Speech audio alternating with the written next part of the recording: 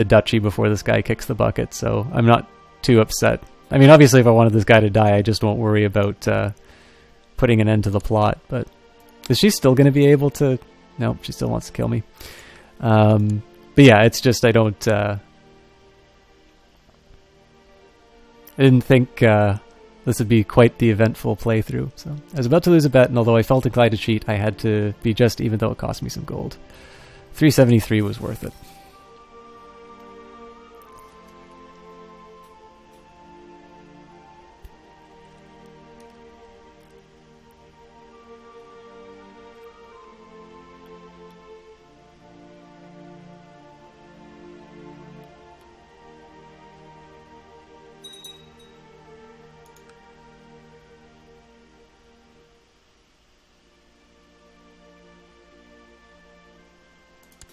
Okay, so we hit the magic 300. Let's just take stock of where we're at. So he's at full force. The supply is 26, so don't have any worries there. He's got 1.6k troops on his own. The only ally that he can call, I think, is Wessex. Wessex has 2.3, so I definitely want to make sure I have mercenaries. Well, actually, I'll maybe hire the mercenaries if he calls his ally. And then Durham helped last time, and they have 1.12, so as long as I don't deal with all of them at once, I should be fine. The only question I really have is whether or not I should hire the mercenaries from the very start and just have an overwhelming force, or hire the mercenaries in response to any effort that he makes. I have 2,400 on my own, and I think, was his ally 22? I can't remember. 23. So I think it's okay if I start without, but as soon as an ally gets called in, I'm hiring mercenaries.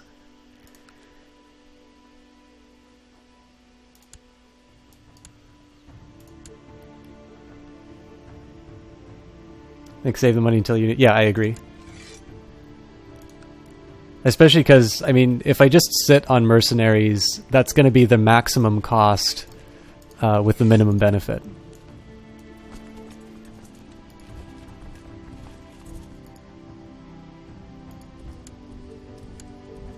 Yikes. Let me just double check when...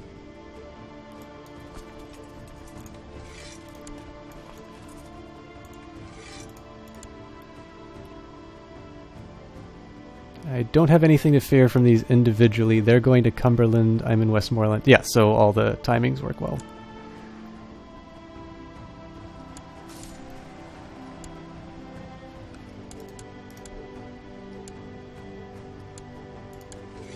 And looks like he's on his own this time.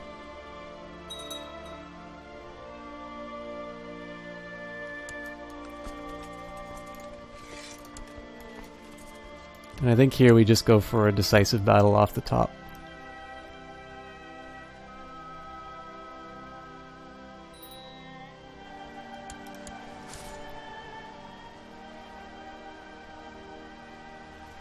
Should probably slow it down a little bit.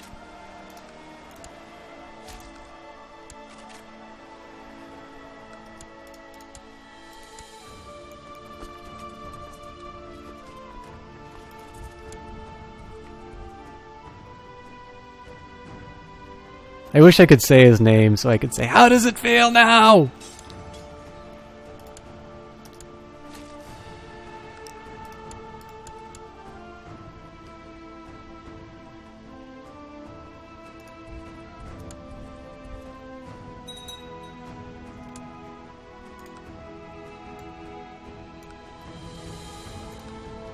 And looks like the last of the Viking menace has been dealt with the exception of a certain area in Wales which we will not remember.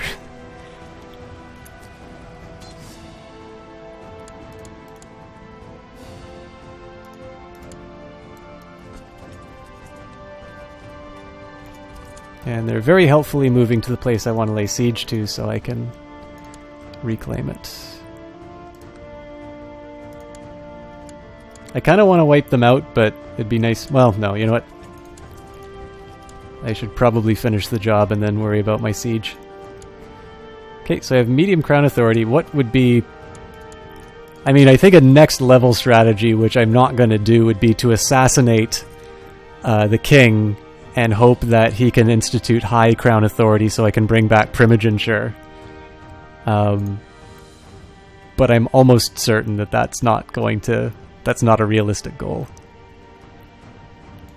But I now kind of regret resisting the crown authority for so long just because it was something that would have made my succession a lot easier.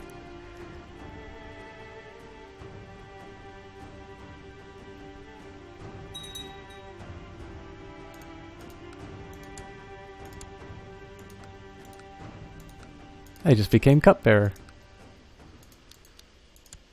So I guess if the plot to poison me is smart, they'll just try to poison the king.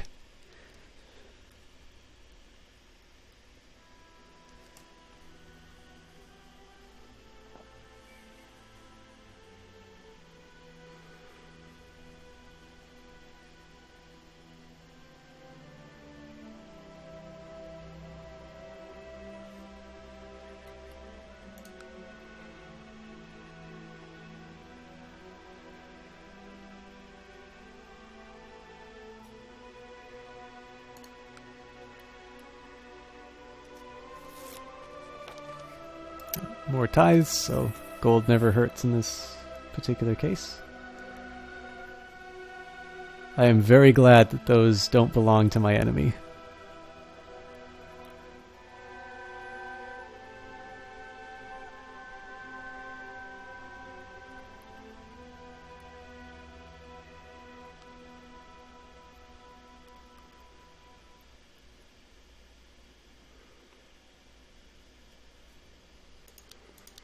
I know my vassals kind of hate me, but... looks like the Vikings are doing my job for me. I figure at this point, I'll maybe release the vassals after I've finished this. Well, it's almost done, so I think I'll just ride it out and deal with the consequences.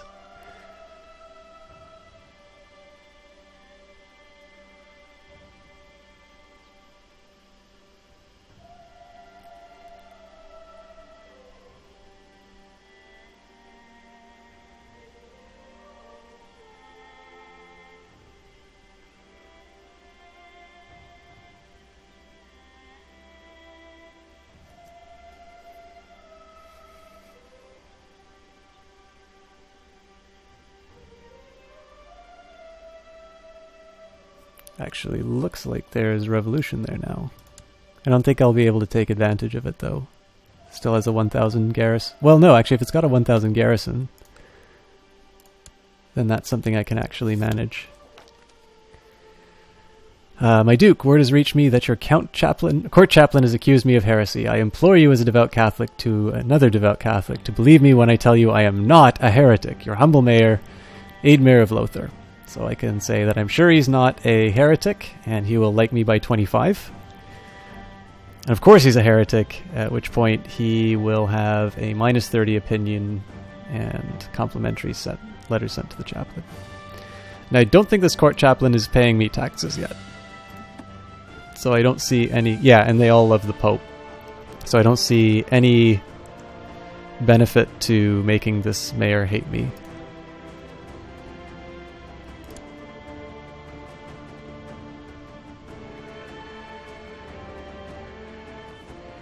Actually, I was going to stomp these guys in the top corner before I did the next siege.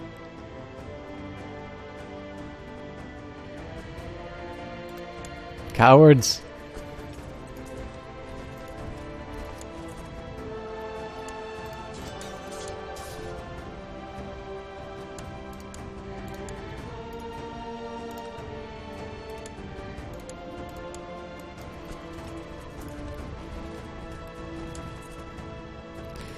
So I'm slightly relieved I passed the centralization law, just...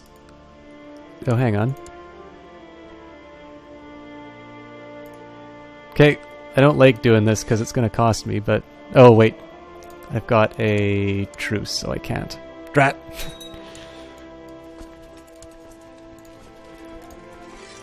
I need to find a way of seizing that title.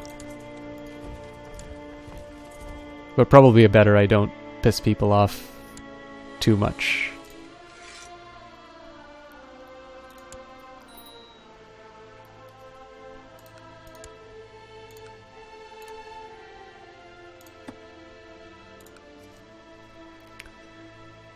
See if you have an intrigue. Oh yeah, that's a good point. Probably not because of the truce.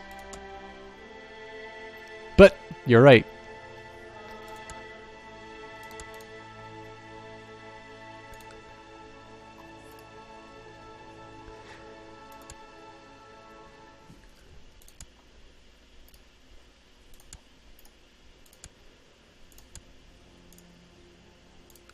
I guess the big question for me now is if I want to take advantage of the weak garrison in Hereford, or if I want to be ready for the fight that'll come up from the revocation. Truces have nothing to do with intrigue. Okay, that's cool to know. Yeah, I figured. Yeah, I know you could do the murders. That's actually usually how I get another. Oh wait, I can't have levies raised before I declare war. So my usual strategy of getting around truces has been to murder the person who I have the truce with, so then I can, I can just declare war on the next generation.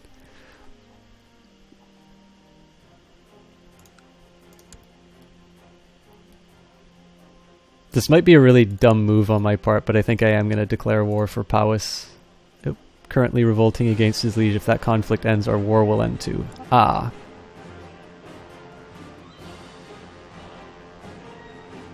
Well, you know what? I'm going to go for it anyway. Yeah, you murdering murder. I think this is a fairly good opportunity just because I know I'm not going to exceed the limit. And I am actually going to be able to lay siege to that. So I have a suspicion I'll be able to win this war before he loses it. I suppose I could have checked that beforehand. We'll see now. Yeah, so actually the revolt is currently in his favor. But we'll see if we can end this a little bit sooner.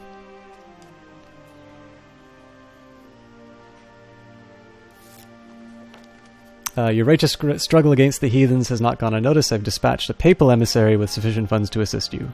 200 gold. Exactly what I wanted.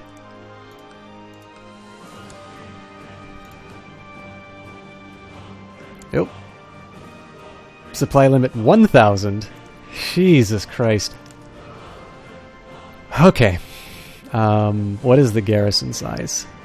1,200.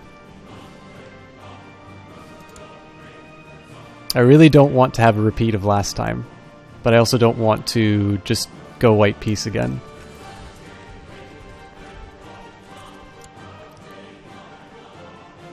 So, what I think we will do, let's hire a 300, actually maybe a, no, I think we'll go for a 300. We'll hire one of these. They'll start the siege, and then we'll finish up with the 2,000 force.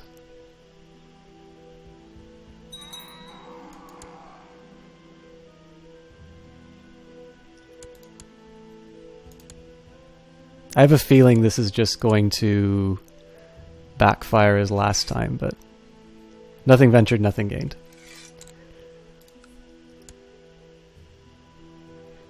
And I kind of have, like, I've got 230, so I kind of know what my limit is going to be. If it doesn't turn out at the start, then I'm just going to kill it.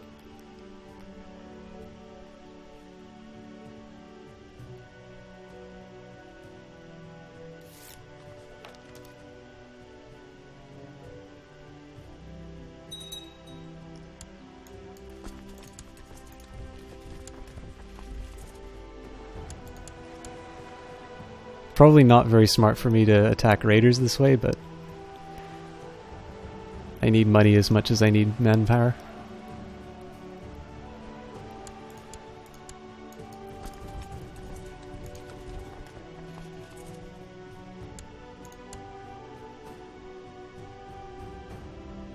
Definitely making some better progress than last time, so it might be unnecessary to have my troops come in.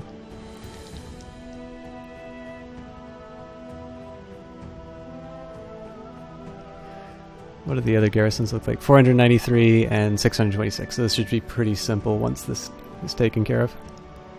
Okay, that guy likes dueling a lot.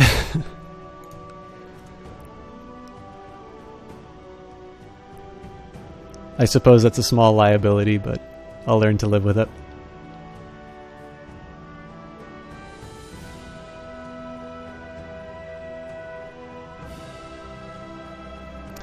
History is a subject that has always fascinated you, and you have spent the last few weeks studying the campaigns of Alexander the Great. There are many lessons to be learned from his conquests in the East. Perhaps I too will march east one day. Gain 1 marshal.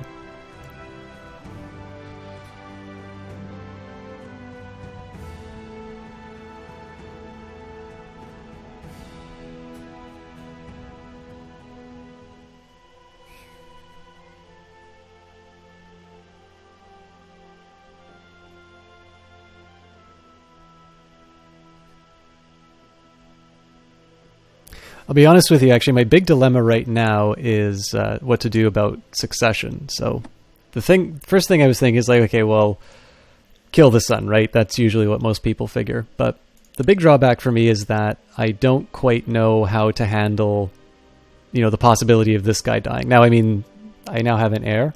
What's my stream schedule? I don't actually have a set one yet. This was a little bit of an experiment to try and do something earlier just to see whether or not I could sustain it. What I've currently been thinking is maybe Monday, what was it going to be? Monday, Thursday, Friday, and Saturday. I want to at least do 3 days. But I kind of need to figure out how the school schedule is working.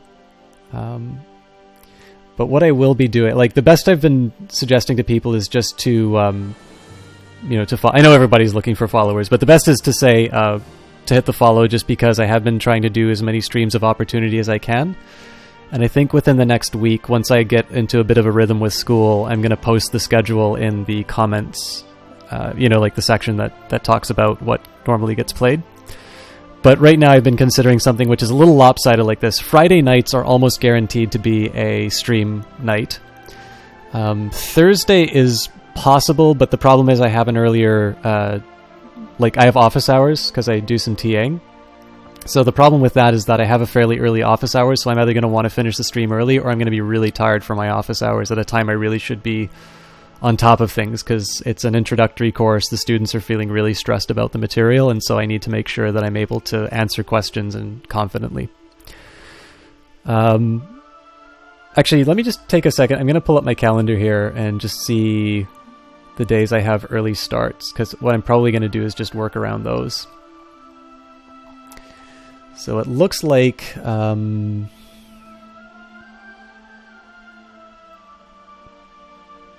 let's pretend I couldn't do a stream on a Thursday. What I'd probably do would be a Monday, Friday, Saturday, and or Sunday. I think what will probably be a little bit better for me, though, would be Monday, Thursday, Friday, and then one day on the weekend. So those are the two that I'm considering right now.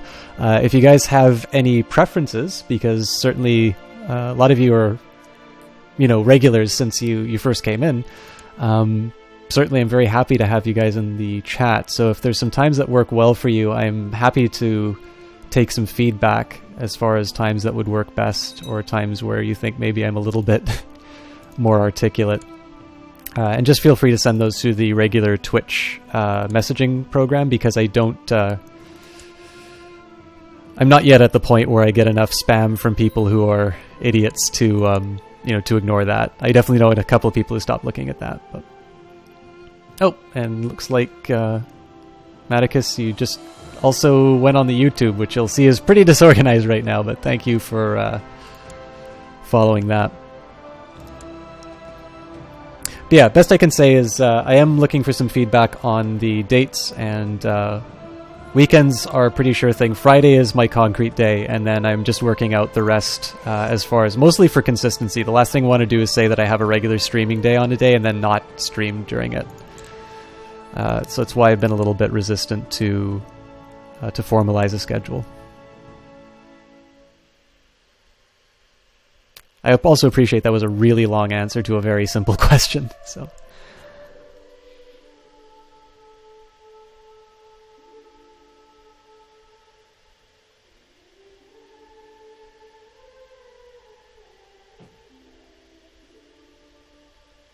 one other thing that I try and do as well, I think the one thing that doesn't come up in the follows would be when I do my Dota 2 casting, which isn't really that great, but I'm practicing on it. I do that with Nick the Peasant. Now I can't stream an online multiplayer game because I have the bandwidth for playing the game, or I have the bandwidth for streaming, but I don't have the bandwidth for both, which is why the quality of the stream is a bit lower than what I'd like it to be. I have a good enough computer for it, but the pipe isn't big enough.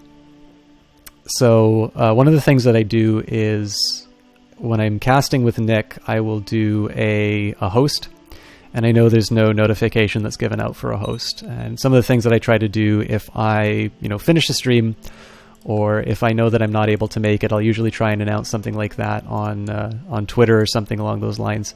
But most importantly, I will try and host somebody who I've enjoyed, or or think people who've been to the channel will enjoy. So I do my best to try and make sure that there's something good to watch if I can't make my normal time.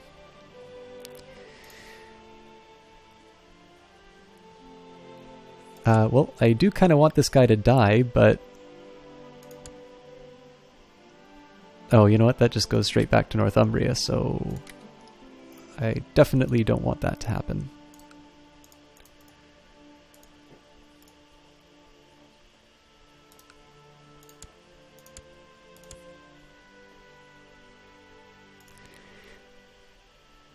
And my wife keeps trying to kill me.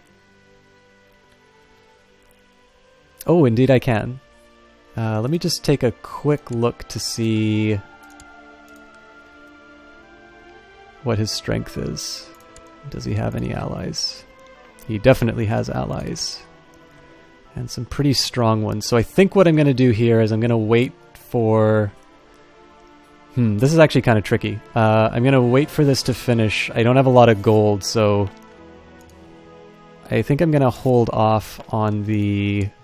revoke just because he might resist and call in some allies. My treasury is also getting a little light.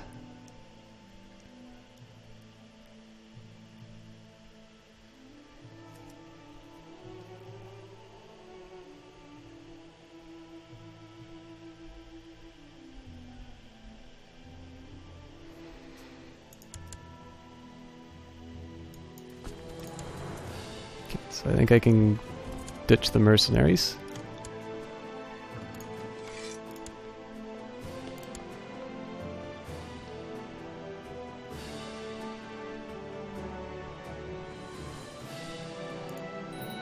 Works for me. Okay, so I don't have the gold to usurp the title, but I'm happy to do that when I can. And I need to start handing out some titles.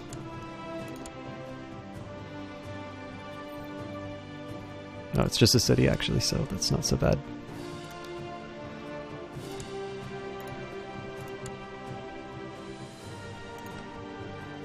Oh, and I've got one too many holdings. That's a bit of a pain. Well... I don't necessarily want to give it to my other son just because he's already going to be inheriting some stuff, but let's give it to this guy.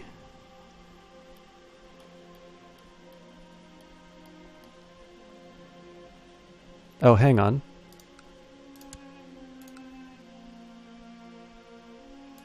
What do I own that's bringing this over? So Duchy of Lancaster, County of Westmoreland. I want that.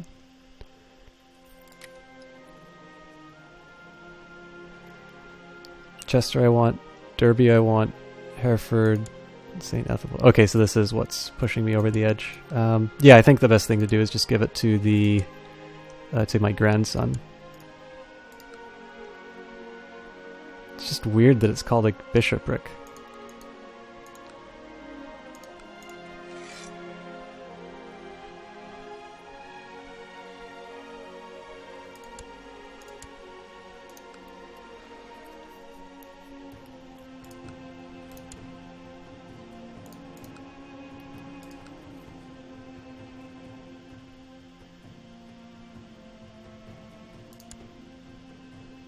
Well, okay, I gotta think about this a little bit. Got 3,000. He doesn't have a lot.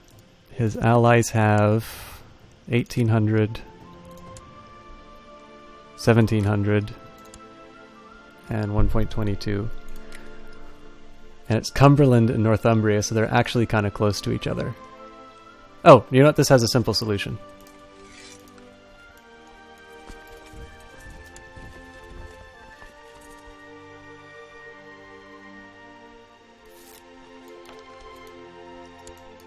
So my reasoning here is it's the allies I need to worry about the most. So I'll just sit somebody in Northumbria. If he decides to rebel, then it's just going to be 600 troops that I need to deal with here. I can take care of these guys, move into Cumberland. The worst that I need to deal with is 600 plus... how much does this guy have? 17. Actually, 16 plus 17 is still... Sorry, 6 plus 17 is still pretty bad, so... But 1.82 is worse, so... Maybe I should just stick with my original decision. Yeah, honestly, I'm not feeling 100% about this, but let's see what happens.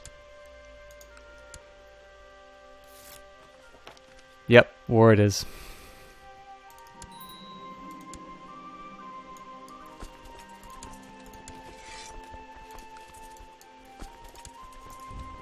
So let's just slow it down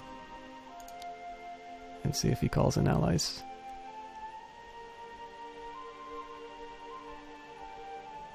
Doesn't seem like it, so I got lucky.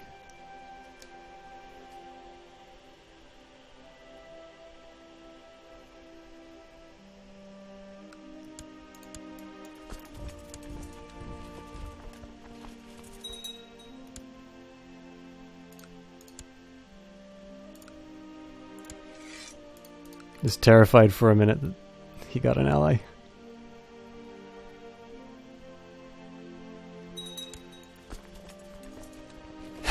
Of course he does. All right.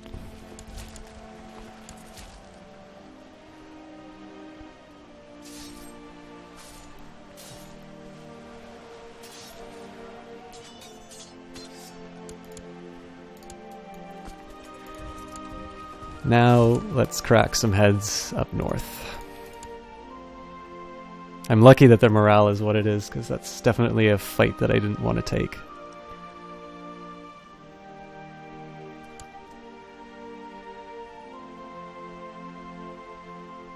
I think it's still better to go for the 1,500.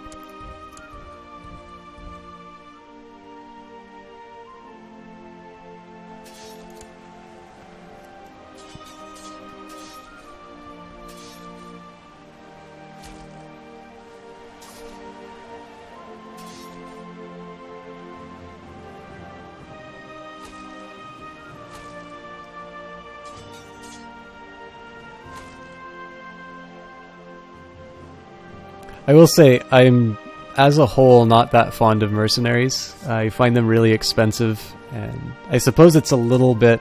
Well, I mean, this is a bit anachronistic as far as timing or that, but I remember, you know, Machiavelli in The Prince, and actually in his book on war, which I think fewer people appreciate that he actually wrote a book on war. Most people tend to know the Sun Tzu one, or Clausewitz.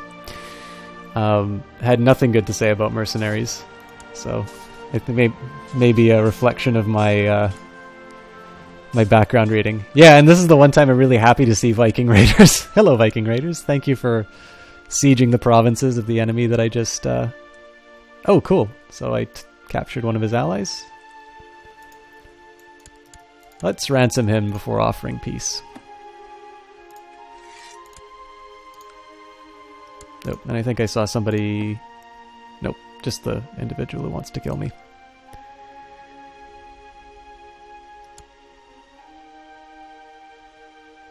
So just waiting on the acceptance of the ransom before I go any further.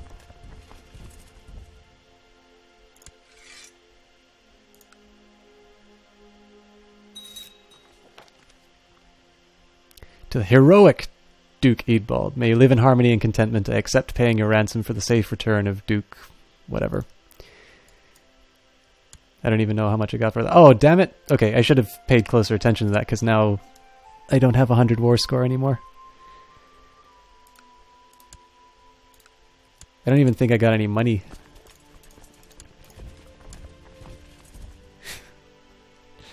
At least that's not like a... It's not a war-losing mistake. Still pretty embarrassing, though, and captured online for the rest of eternity.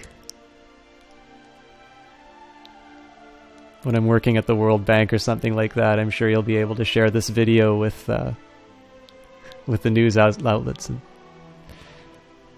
they'll be very confused. But oh, rumor of a traitor working with the besiegers has eroded the morale of the defenders of Lancaster. Happy about that.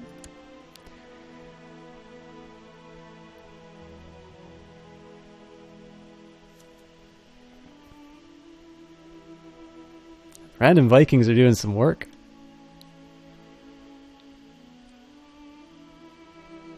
I think the nice thing about these castle towns... Oh no, I don't have a positive balance. I think if I had Lancaster, I'd have a positive balance.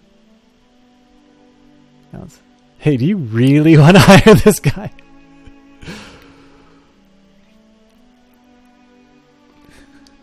Look what he did in a nerd game back in 2015. Yeah.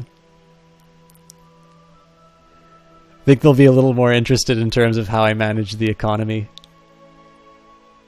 It's like, he systematically assassinated bishops to ensure government surpluses. Are you sure you want to hire this guy? Maybe I won't get in Italy, but I'm pretty sure France would take me.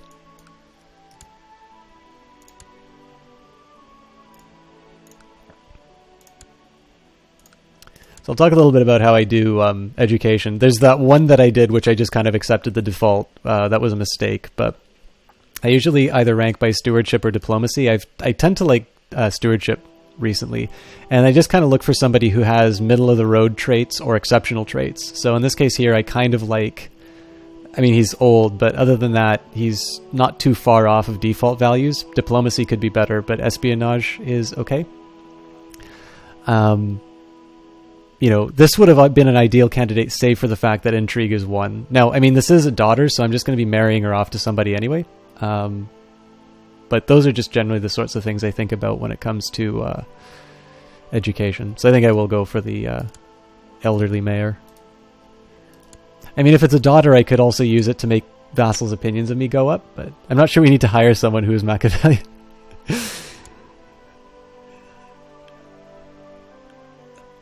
I don't know. We could get some... I'll just say I am a Discourses on Livy Machiavellian, not a The Prince Machiavellian. Oh man, you totally do. You just have to make sure that she's always in a position to be afraid of you.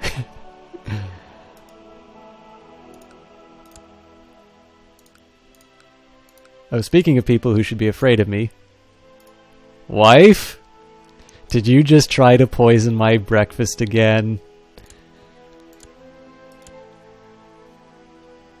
It's better to be loved than feared, but if you can choose one or the other, it's better to be feared than loved. Oh, but loved and feared. But if you can choose one or the other, it's better to be feared than loved. Exactly.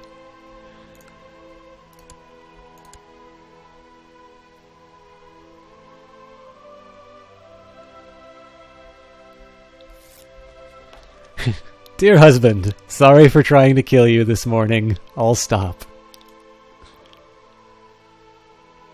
My wife swears that the prince was a satire of power-hungry princes. This is actually a pretty common view, and I think there's some support to it in the fact that a lot of his plays, I think his most famous one was The Mandrake, tended to be satires. I think one thing that you can say about the prince is actually something that is said about Plato and his political views. So, you know, Plato is a philosopher first and foremost, but when people say it's like, well, how much of his politics should we really believe? Because the Republic has some like really weird stuff, right? The Republic has, you know, the banishment of poets and things along those lines. Not the sort of thing that you associate with enlightened rule.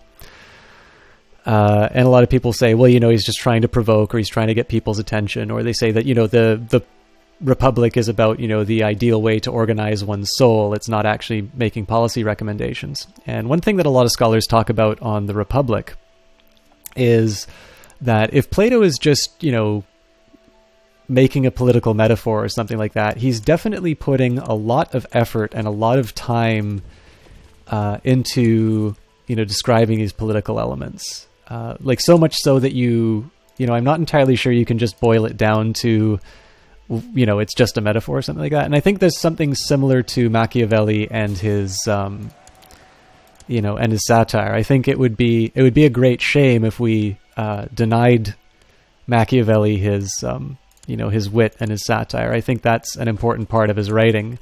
But I'm not entirely sure I could just say that The Prince is 100% satire and doesn't have any kind of prescription. I think the best I could say about The Prince would be that it's the work of a man who says that his sympathies may actually be in different forms of government. The discourses on Livy seem to indicate him as a very big supporter of Republican government. Obviously not Republican as in John Boehner, but like a republic. And I think the idea of The Prince is more, it's like, if you have to do a form of government like this, I'm at least going to tell you how to do it properly. But I'm not a scholar on Machiavelli by any means. That is more of a reading based on what I've done and trying to reconcile the fact that I don't quite feel comfortable saying that the work is entirely satire. But I also know that Machiavelli had a reputation and certainly was quite popular for his satirical writings. But I mean, these are why these are great books too, right? They are a lot of fun to read, and they make you think. They make you kind of dwell on these ideas and toss them over in your head. All right, let's usurp Powys recklessly.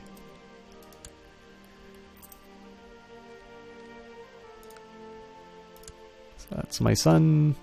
That's me. Oh, I can get rid of Hereford then.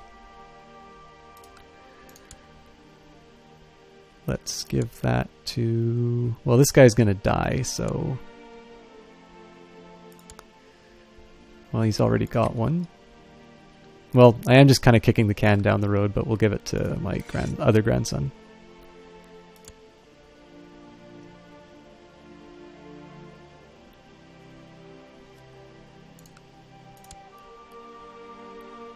Alright. It's actually looking pretty good now. We had a really, really rocky start with losing Lancaster, getting clobbered in Hereford, but it turned out okay. We are sort of on our way to starting a bit of a conquest of Wales. I don't think there's anything I can do to this area without a casus belli, though. Oh, apparently I can. Is she heathen? Nope, it's my de jure claims. I can actually claim that for my son, which is even better. But there's 2,000 troops, so I think I'm just going to hold off on that.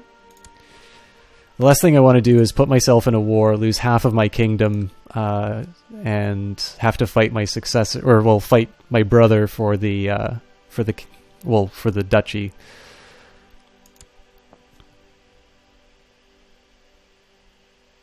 Although it looks like it's just the duchy and the county that I lose.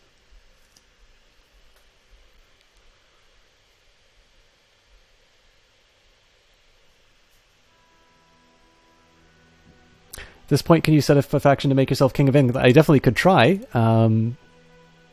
Looks like there's already one going on. Or, well, originally I could. There was definitely an option for me earlier to start a faction for a claim on the Kingdom of England.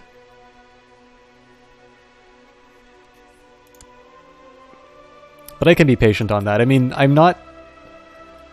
Am I mega dookie enough? Oh, something got your attention. Primogeniture succession. Oh, hang on.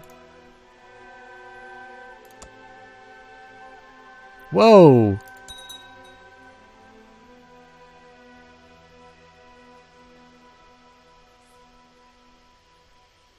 Yeah. I definitely don't want to give him the ultimatum yet. And that should mean I can actually change my own... Nope, I can't change my own laws. Oh, right, it's because they don't have high crown authority yet.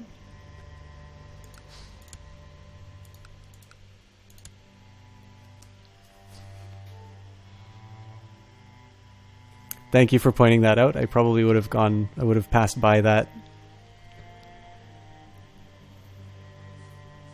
I think I'm just going to crank up the speed and go back to the holding pattern because I really want to get my treasury back into a reasonable state.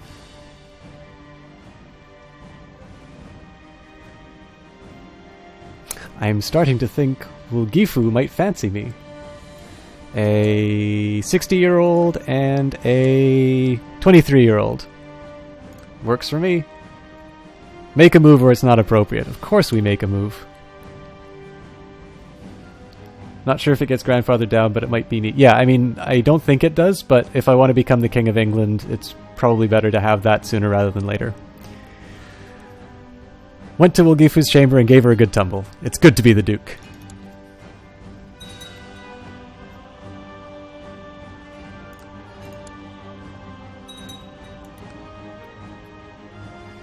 Looks like we got some pretty nasty Vikings, actually. Bit stronger than I can handle, if I'm completely honest.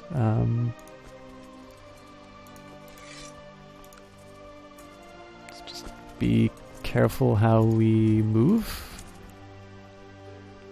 Make sure these guys aren't doing anything.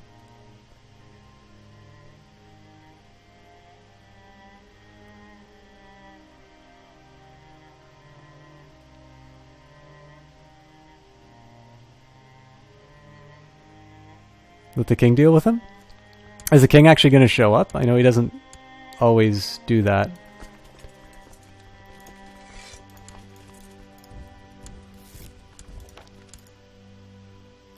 I'll hang out for a bit and just see what happens.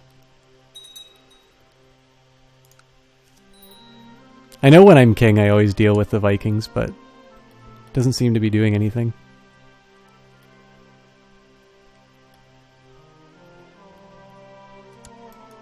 Alright. Leroy Jenkins. Alright, never mind.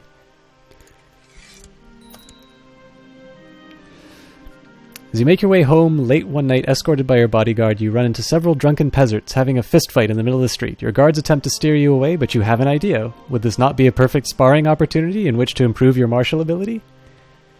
AI King ain't got no time for that. Put him up. 50% chance of administering a beating. 50% chance of suffering a beating. No, these peasants are beneath me. Of course we're going to fight them. After ordering your guards back, you join in the wild melee. As the ruffians become aware of your presence, they gang up on you, but you're still able to hold your own. You dodge their blows and land several of your own. Soon the peasants are lying unconscious at your feet in the mud. Thank you for this dance, gentlemen, but I must be off. What a badass. 2 martial and 15 prestige. I think we found somebody who's better than the great granddad. I mean, and look at that mustache too. I mean, you can just see it, can't you? Duke Eadbald the Fat fulfilled the ambition to improve martial ability. I've never had that event before. That is such a fantastic... That is such a fantastic choice. Do I amass wealth? 500 seems like a really long time. I think I'll just do stewardship because it's closer to the value and I might be able to get some extra prestige for achieving that before I kick the bucket. And looks like I actually didn't need to give... I'm not quite sure why my domain size suddenly grew. I would have preferred, excuse me, not to have to give that that place away. Oh well.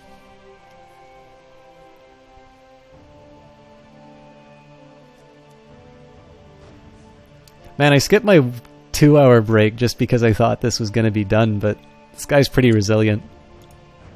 It's fine, I'm having fun. I hope you guys are too.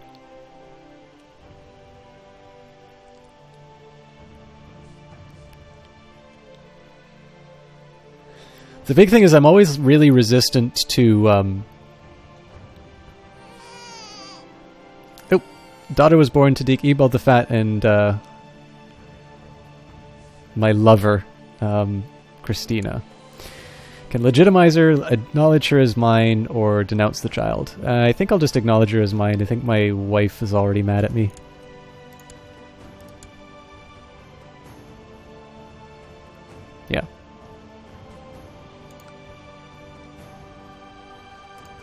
Let's just make sure she's not trying to... Yep, she's back to trying to kill me. I mean, I can't really blame her. She'll probably say no this time. Oh no, she'll say yes. Probably can't dissuade my kinsman, though. Kinswoman.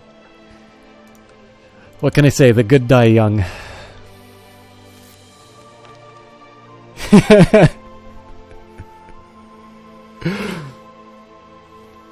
I love the fact that... Well, you know what? This is just... Like, I can't imprison her now. This has just become a thing. It's like every couple of years she tries to kill me, and I say, you know, wife, did you try and kill me? And she kind of looks at the ground and she says yes, and I'm like, okay, as long as you don't do it again. And we both kind of know that it's not going to happen, but it would seem unfair at this point to imprison her. I mean, this time I did have an affair, right?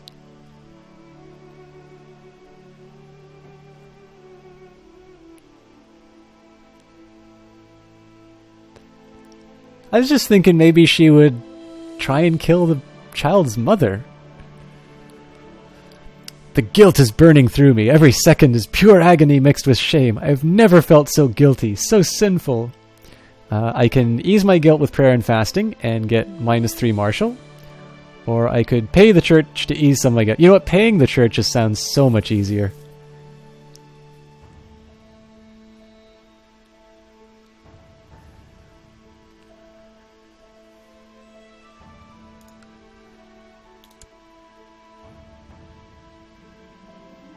What the hell? My nephew is a king. I have no idea how he accomplished that. Right, my lover accused me of loving my spouse, Duchess Zoe, more than her. Well, sure. Buy her an expensive gift to prove my love. 25% chance that my wife has a fallout. Take her up to my country manager for some quality time. 75% chance I gain the trait lustful. Assure her of her importance by words only. 50% chance of no effect. 30% chance that I gain the trait slothful. 10% chance that my wife has a fallout with me. And 10% chance that my lover breaks off the love affair. Tell her that she is absolutely correct. 50% chance that I become cruel. And 50% chance that I become honest. Indulgences historically have never caused contention. Absolutely. I cannot think of one historical example where indulgences have ever been a contentious issue. And 50% chance that my... Well, you know what? Screw my wife. And more importantly, screw my lover. Time spent in the arms of another, life well spent. I've gained the lustful trait. And my wife really hates me.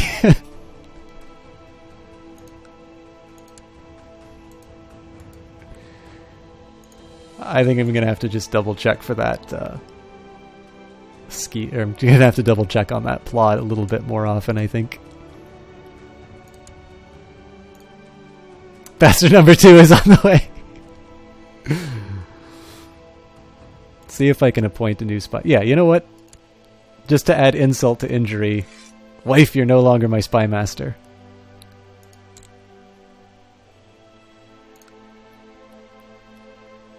You could say our marriage is going through a bit of a rough patch.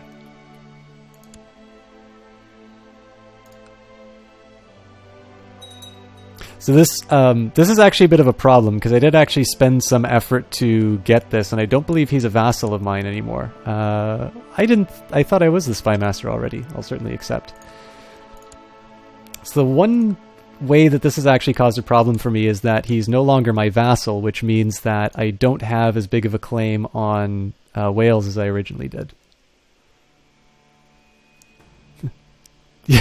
Yeah, firing my wife as spy master was definitely a decision long in coming. So I think I only have 2 towards the title now. Yeah. I'm going to need to find some way. I mean, I could just seize it. He definitely has a fairly sizable army, but it's all on the continent. But it does mean that I need to put some... Like, I need to put an investment into claiming that area. I think what I'm just going to do is try and invade the rest of Wales, and I'll deal with this particular area at the end. I was kind of resistant to expand that much more, just because I don't want to have to make it too much of a hassle to reunite the holdings.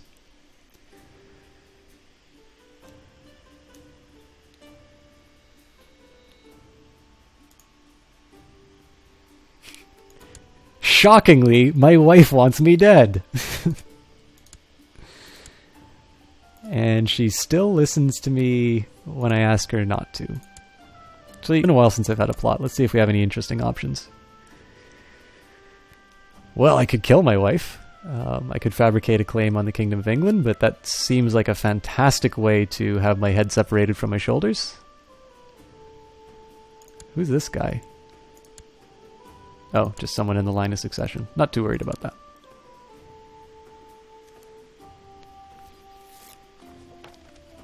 Yeah, so I know everybody keeps talking about how much they liked Great Granddad, but this guy is definitely rising the ranks as far as characters in the House of Rose who have made an impact. He's got, you know, the R-rated movie qualities about him. He has affairs, he's got wars, didn't win all the wars. It's like this nice little rising movement, you know, in the middle of the second act. Everything looks really bad, but then he comes back and he reunites his territories. And he has a badass mustache. I mean, I think originally with like that Burt Reynolds mustache that he looked kind of creepy. And I mean, he had a rough start, right? He had to go through 3 wives before he actually finally had a legitimate heir. But now this guy looks like a bit of a badass. At 60, he like punched a bunch of peasants and became a good soldier for it. So you really can't do better than this guy, really. All right, lower crown authority. A lot of imprisonments. Got people joining the primogeniture succession, which is still not actually big enough to do anything. His wife keeps trying to put arsenic in his waffles. Probably the most important trait. It's like War of the Roses, actually. Punch 3 peasants, plus 2 martial. The first punch was the warm-up. You only get 2 martial for something like that. If you roundhouse kicked all 3 of them, then you'd get plus 3 martial. Alright, more prisoner releases. Not too worried about this. And I can actually start holding feasts and stuff like that, but don't think it's that big of a deal.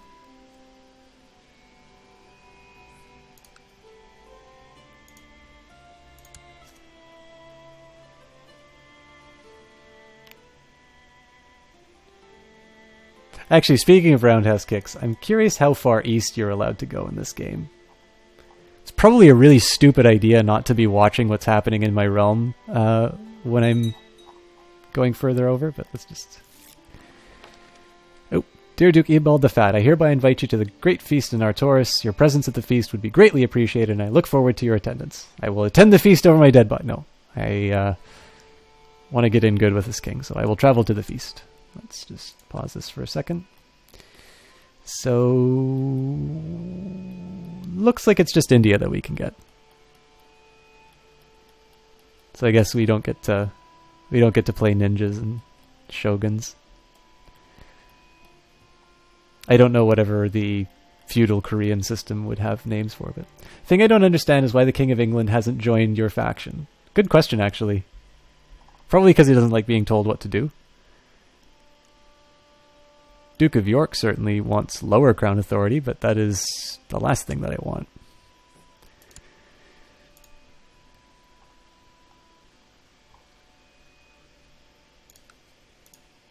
I think we'll just stay the course and keep making money.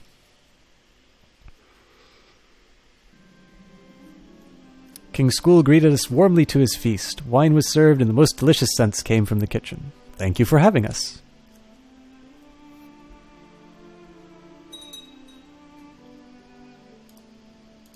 Apparently some prisoners released for the... Oh, knowledge of siege equipment has improved. That's nice. more ransoms just in time for the feast. Actually, let's just take a quick look at techno. Oh, hey, we can actually afford some stuff. So let's do... I think Noble Customs is really my only option. I'm 50-50 on this, right? Because it'd be really great to do something like Majesty, but I'm paranoid that I'm going to wind up losing these points to the fact that the Jews have been expelled. Start buttering up other dukes? Yeah, actually, that'd be a good point. I have been kind of just sitting on this causes. Like, I've been talking about how I don't want to expand, and yet I've still got this guy working on faction. So let's just take a quick look at vassals. Let's go for the people who actually dislike him the most. So the Duke of Wessex, I also think actually had a reasonably... Well, 2.74 isn't anything to go crazy about. Kent tends to have a pretty high troop count. Nope, 175, so maybe Wessex is the way to go. Norfolk, 2,000. Yeah, so I think let's do some diplomacy in Wessex first.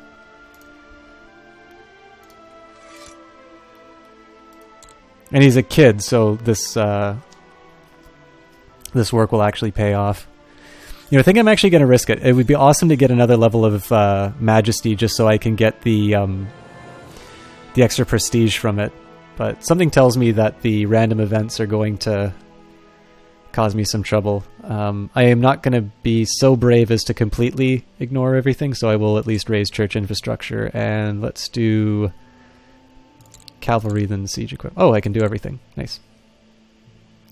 So I'm going to hold off and shoot for Majesty. What do I need? I need 251, I've got 226. So it's a bit of a shaky proposition, but not impossible. King's Stool Feast is over, and it is time to begin the long way home. After food, entertainment, and warmth, the real world suddenly feels cold and hostile. Will there be a feast next year? Gain 5 prestige. It's really neat.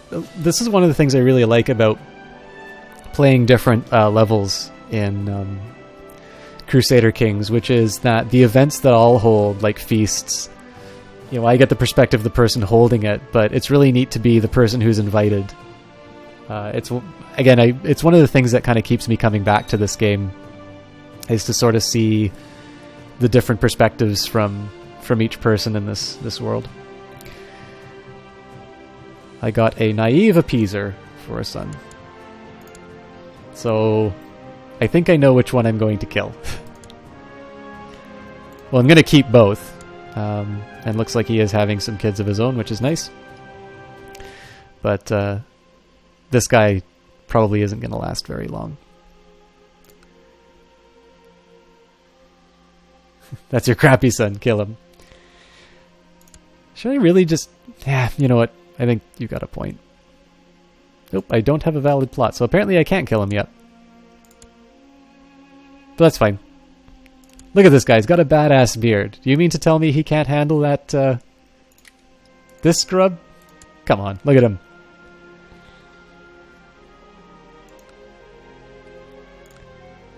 Nope, I've got a big capital letters, oh wait. So, I'll pause for a moment to see. You don't need to kill him, he can take... That's a great idea, actually. Oh wait, he's married already. No, he's not married. Nope, order to take the vows. He must either be a prisoner or not an heir to any titles. So apparently he can't take the vows.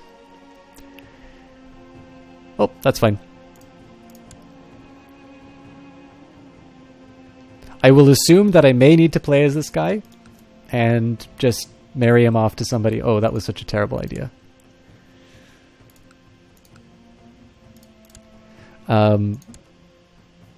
I'll set him up for a degree of success, or actually, do I maybe want to not give him a wife to avoid any succession problems? I could just arrest him arbitrarily, I'm almost certain of that. 100% chance, but all my subjects would have a -40 opinion of me. I have a feeling that would hurt me economically. Well, this bishop doesn't like me. So I'd really only lose a mayor.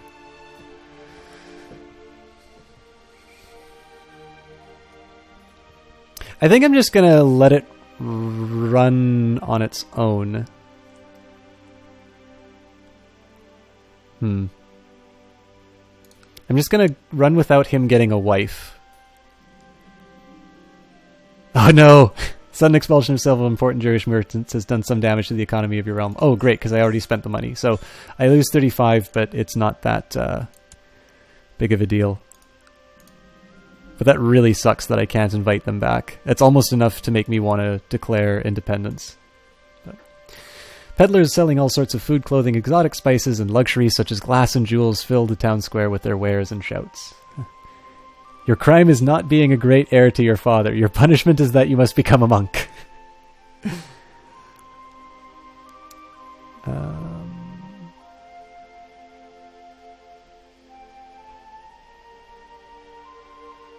I think I'll just buy some stuff. The stewardship loss is temporary, so I think I can go by without losing. Whoa, whoa, whoa, whoa, whoa, whoa, whoa. Do you want to permanently disable? No. Even though I usually just close them away.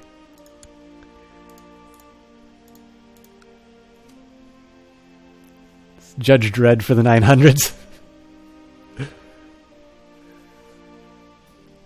8 years and we're going to be celebrating the new millennium.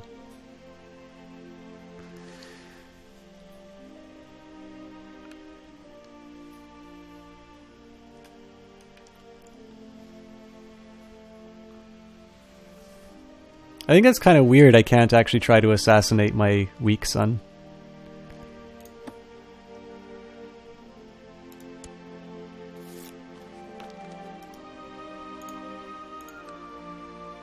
We gotta party like it's 999. I heard it's gonna be Armageddon. Yeah. Specifically, Aerosmith will be singing as some ye old Bruce Willis has a scribe write down his final message to his daughter that she will receive probably about 2 years after he actually accomplishes whatever mission he was on. Today my son Ilduf asked me for a fief of his own to govern. Listen, you're causing enough problems by being around here. You are not ready. Something tells me that that scene wouldn't quite be the same if Bruce... Like, this is the great thing, too, because he's supposed to be, like, you know, kind of a roughneck, you know, oil drilling kind of guy. So, like, if you really wanted to play up this stereotype, you could pretend that he's illiterate, and so you actually have to have him dictate to one of the NASA guys what to say. Something tells me that the impact of that scene wouldn't quite be the same. Alright, I'm planning a special occasion with my lover, but my wife is quite insistent on alternate plans. I bet she is. Who is more important to me, my lover or my wife? Well, let's take a look at the opinion, shall we?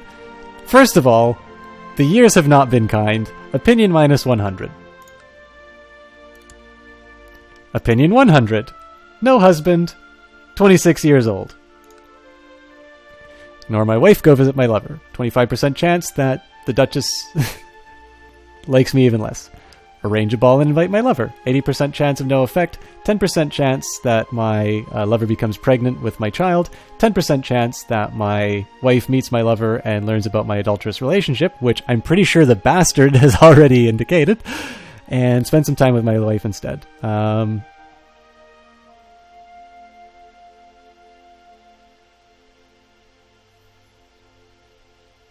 Let's just arrange the ball. This is the most interesting out of the options.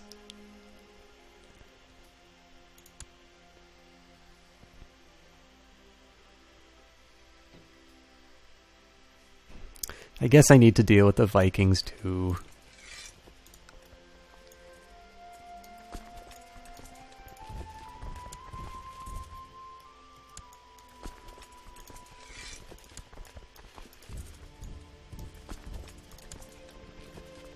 So March 4th, on their own they arrive on February 20th. Yeah, I'm gonna wait till these guys...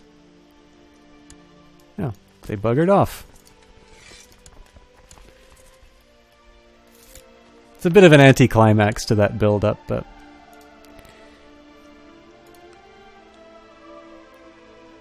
Probably just as well I haven't sired another bastard. I'm sure that will cause some problems later on.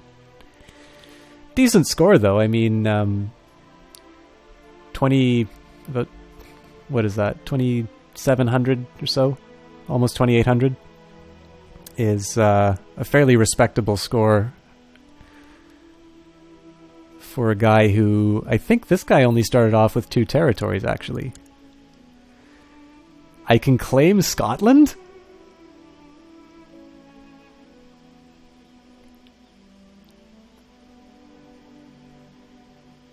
This is so tempting. This is such a disastrous decision, but this is so tempting to do.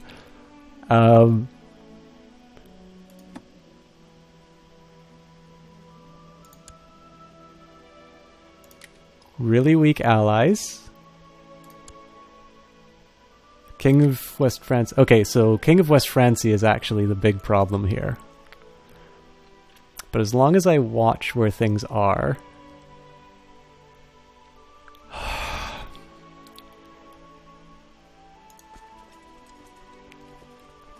I'm doing it.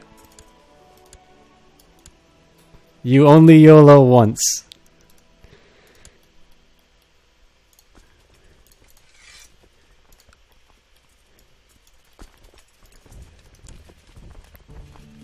Freedom!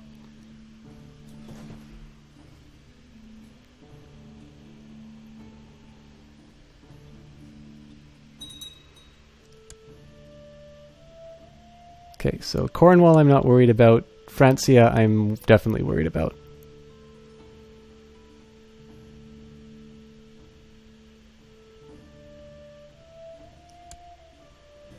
And looks like I do lose money while I keep these troops up, so I gotta finish this pretty quickly.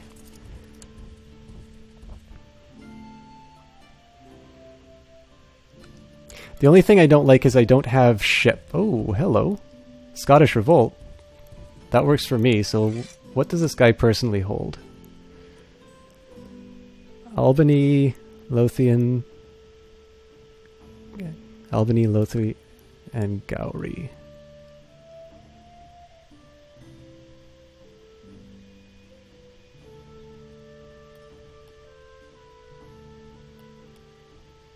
Why can't I find these?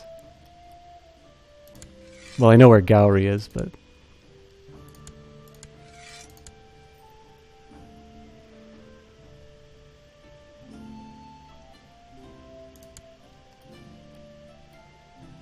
Oh, I shouldn't be looking at the duchies.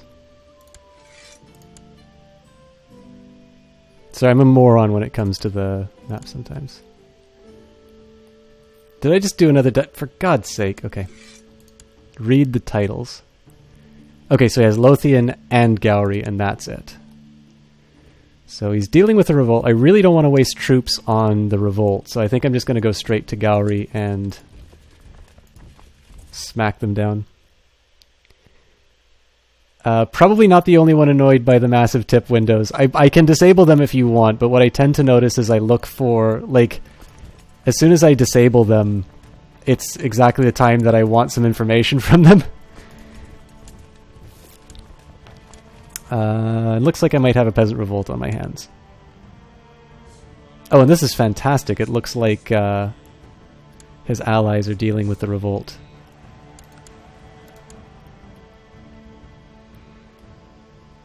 So...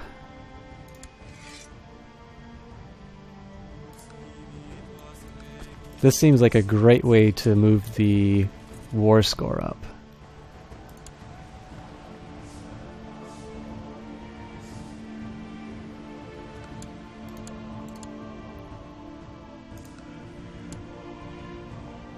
Actually, what I'll do... I think this is the third time they've been mentioned, so next time I go up to one of the screens, which I'll do right now, I'll just disable all hints. I figure I can just re-enable them on my private gaming time, and that's a nice way that we can...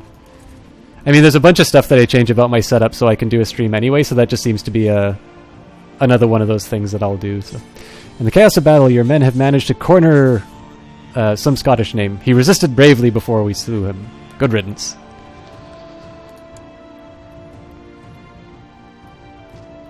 So this is suspiciously simple to take over an entire kingdom. By the way, I don't think I said hi to you yet, Exoplasm. Thanks for stopping by.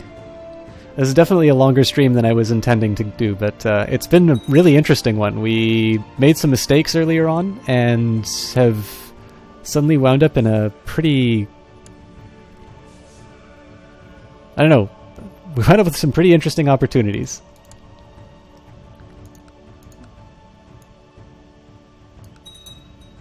Looks like I'm losing some supporters for primogeniture succession.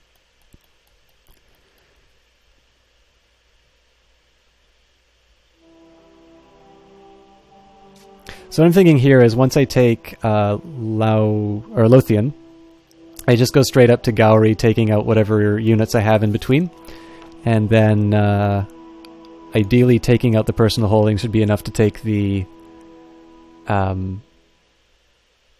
ideally it should be enough to kind of take out... If I don't have the war score up to 100, at least the fact that I've taken out his personal holdings will start that ticking autonomously. Yes, I mean, no, yeah.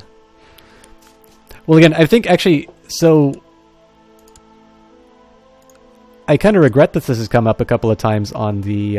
vassal discouraged from joining factions. You've spent some time investigating one of your liege's vassals in York, and you feel that you've gathered enough information to gain leverage that would discourage the vassal from supporting conspiratorial factions in the future. The liege must be informed. Oh, that's right. I'm his spy master forming a faction. But yeah, it's come up a couple times today in terms of just the idea of chat interaction. I hope by now it's become apparent that chat is quite freeform, and I'm really happy to interact with you guys. I think the only friction came up was with a user who... I mean, obviously, I own whatever decisions I make in this game because I obviously take any kind of chat, but I'm not entirely sure if he was being sarcastic or if he was genuinely getting a little bit heated over, my jesting, I told you so.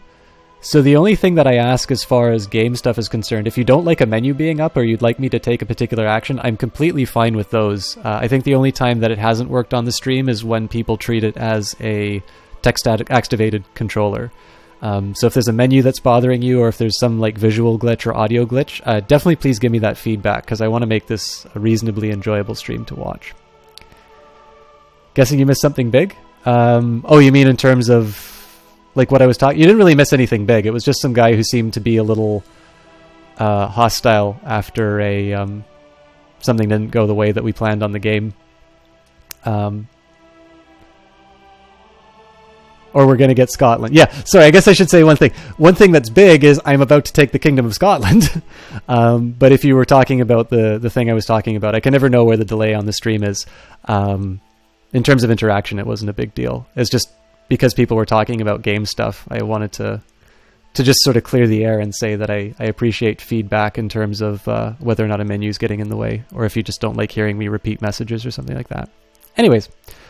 I watched, partly horrified, partly filled with admiration, as the blasphemer was dragged out of the dining hall and into King School's prison. It was the right thing to do.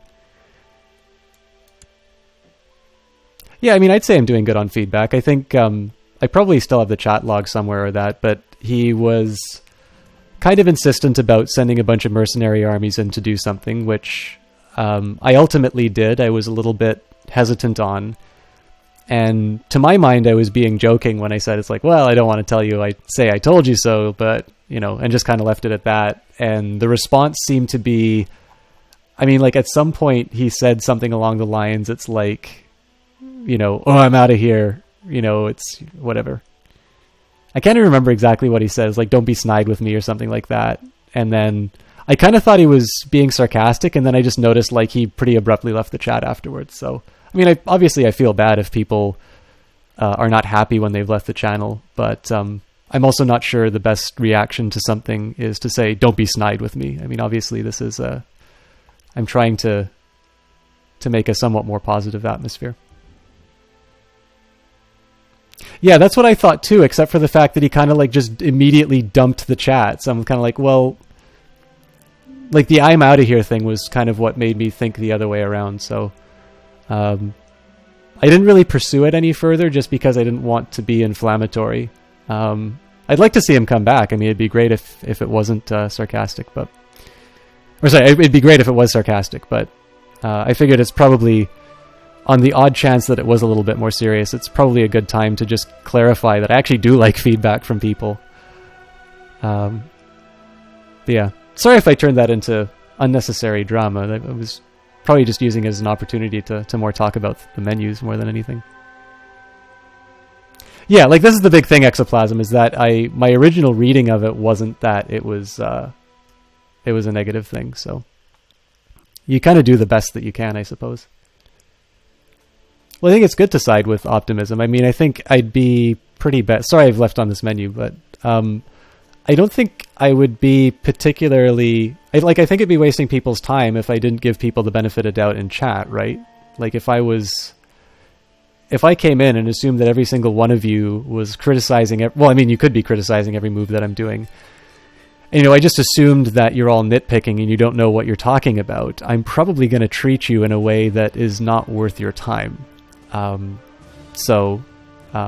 this case, whatever his intentions were, it does happen to be a convenient avenue through which I can explore this idea in terms of the fact that I like feedback. And it's a little unfair if he was being sarcastic that I perceive it as being a little negative. But one way or the other, I mean, I'd like to see him back. If he doesn't come back, that's obviously his own decision. And I certainly wouldn't let it affect the way the channel goes. Anyways, during my visit to his court, the Chancellor of England, Duke Wolf of Kent, has really convinced me of what a benevolent and peaceful ruler his King's School of England is. I feel a new appreciation for King's School of England. For the record, I have no idea what I'm talking about most of the time, but on the other hand, I'm hilarious. Well, you know what? If you cut off everything after the comma, the fact that I have no idea what I'm talking about and I'm not hilarious, then we're pretty much in the same boat. Yeah, like this is the big thing, is like if I play more games than Crusader Kings on this stream, and I don't think what I contribute to Twitch is skill. If you want to watch a good Dota 2 player, there are lots of professional Dota 2 players who stream. But I think I really like Crusader Kings and games like it because there's sort of opportunities to learn it.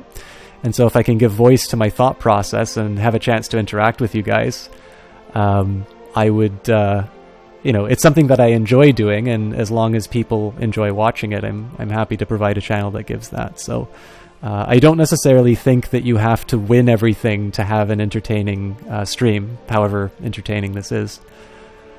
But I appreciate that that's not what everybody's looking for. I mean, I think there are some channels which are very much geared towards doing games very well.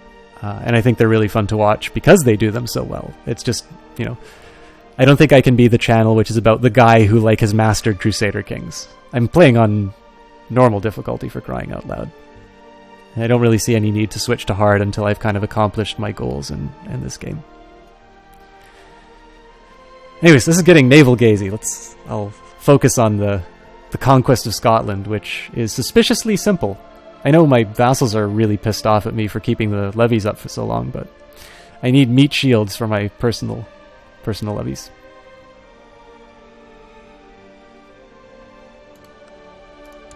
And I am severely over my break. What I think I'm going to do is I'm going to at least start a siege of Gowrie, and then I might just take a quick breather just so I can get up and stretch and refill the water in that. But I haven't had a really good transition point. Obviously, Eadbald the Fat has proved pretty tenacious. Speaking of which. Oh, cool. My wife's no longer trying to kill me. Can we all take a moment and just appreciate the new love that's been found in this house? Wait, she's not dead, is she? No. There's new love in this family. Actually, she still hates me. But that's fine, because I've got a... How old is my lover?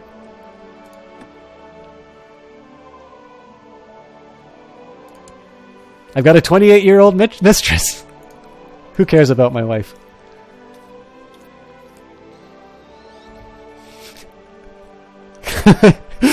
Porridge is once again safe.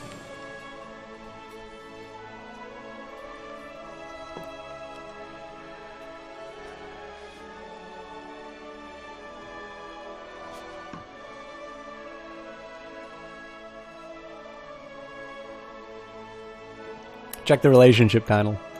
Let me just double check that. Oh yeah, there you go. It's in the concubine section.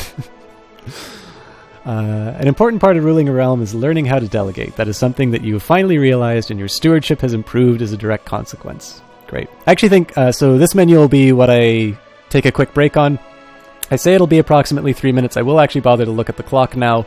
I will make it no more than 3 minutes. I'll try and make that as quick as I can.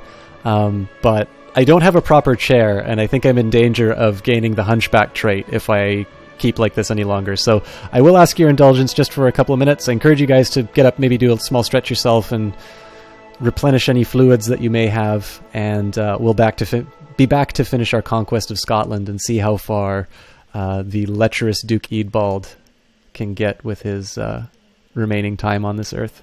See you guys in a couple minutes.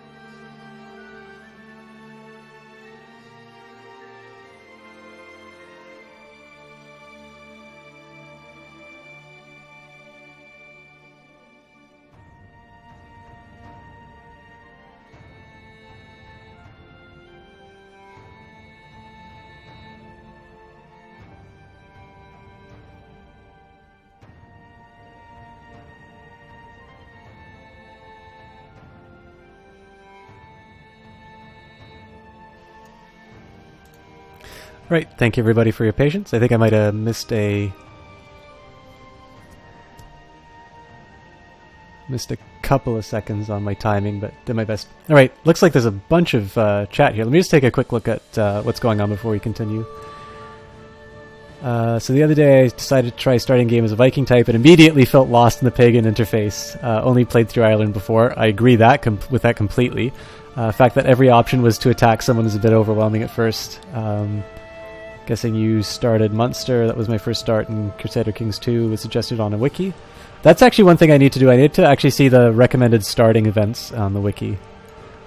Then I started watching Vikings TV show and got all pumped about playing Vikings again until I looked at the map and saw how ridiculous it was.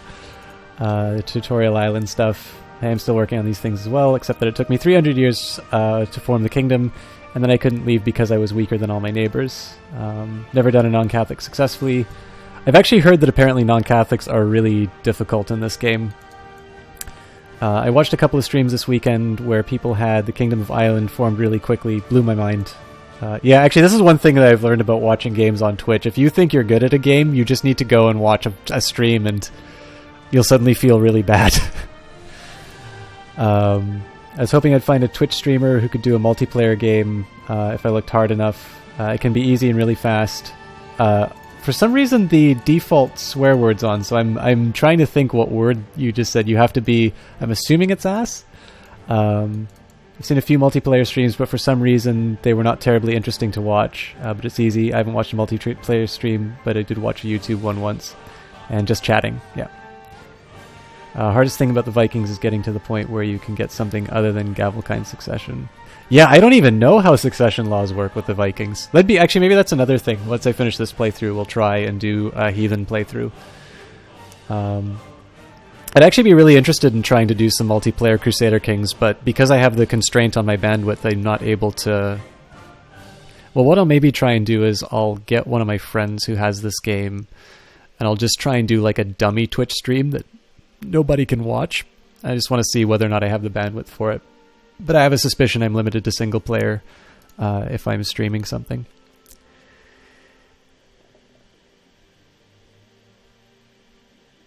Yeah, I actually really like playing as Republic's Exoplasm. I haven't done it a whole lot, but I think it's a really interesting perspective to just accept that you're not... Like, you can't just by default go into Primogeniture and, and inherit all these territories. I think it's a different kind of play style, and they're historically interesting regions, so... it's all Gavelkind until you convert to Christianity or you reform the pagan faith. That's interesting. I mean, I talked last stream about how I think it would be interesting not to just wuss out and do Primogeniture, but it looks like I'm going to have to deal with that already, and with a much bigger kingdom than I was actually anticipating. So this will be an interesting experiment. Which led to your... I love the most interesting... Okay, so let's see the most interesting CK2 story ever. When I had 2 daughters, was king of both Norway and Sweden, and then died, and each daughter became a queen. A republic with way of life, with a seducer focus would be a sweet playthrough. Oh man, the guy who screwed his way to the top. And immediately they tore... Oh yeah, so sorry, there's an important thing to the most interesting story. So each daughter became a queen, immediately tore each other's throats out.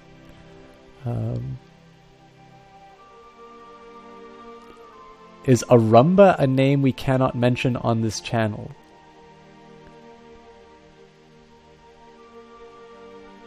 I'm really thick. I have no idea what Arumba is.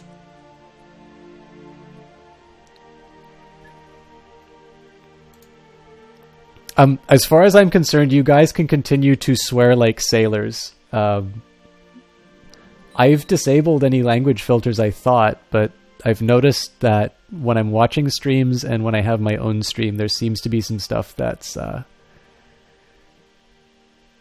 through. Oh, he's a CK streamer. Arumba has a YouTube channel where he does CK2 and other games. No, I mean, some streamers don't necessarily like having other channels talked about. I have no illusions about where I am in the pecking order. So I suppose a virtue of being particularly small is that for whatever reason people are here, they already know what their alternatives are. So if you guys want to talk about other streamers, that's fine. I'd maybe ask, though, if you are talking about other streamers, to just maybe keep it positive. Constructive criticism is always good, but, I think maybe if we just don't say that people suck. You can tell me I suck. I mean, that's valuable feedback to me, but... I think the only restriction I would have about talking about other streamers would just be that it not devolve into just talking about how terrible other people are. Germanic rebels have risen up in Hereford, led by a militant Godi. If it is not swiftly crushed, the revolt could spread like wildfire. Accursed infidels. I really probably should have checked to see the cultures.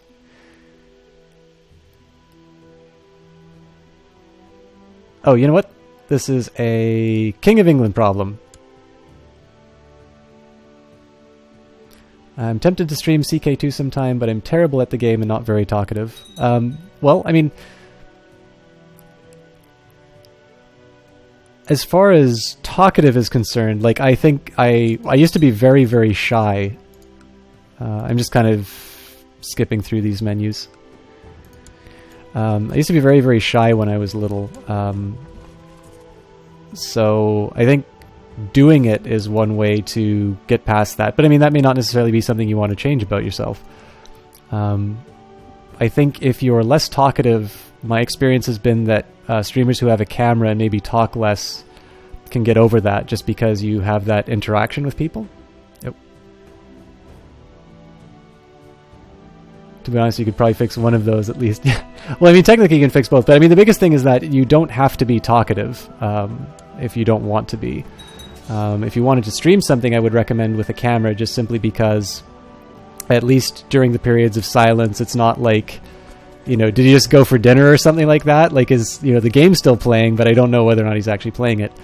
And then as far as, you know, getting good at the game, I mean, I'm not particularly good at Crusader Kings 2, but that's never stopped me from streaming it or enjoying it. I think this is why I like playing games, is that you don't necessarily need to win the whole... I think good games, at least, you don't need to win to enjoy.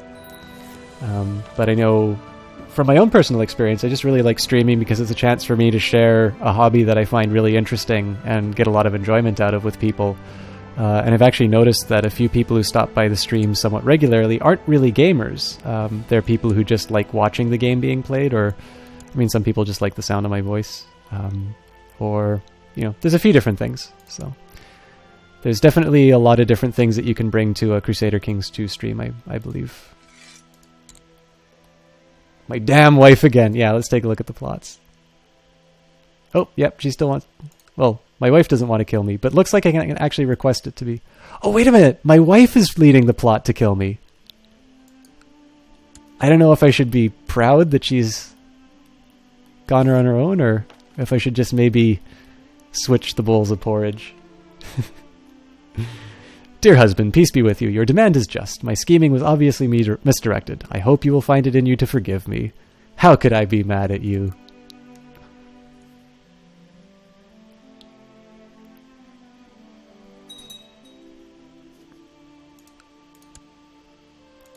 More imprisonments.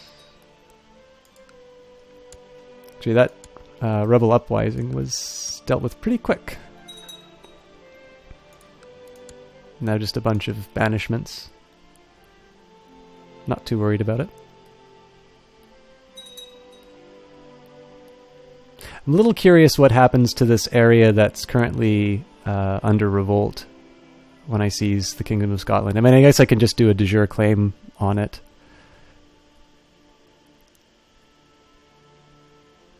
But fortunately, they've just been causing some problems for these outside units. More bishop things. And this looks like it's the last part of Gowrie that I need to take. I probably don't have enough to actually seize the kingdom.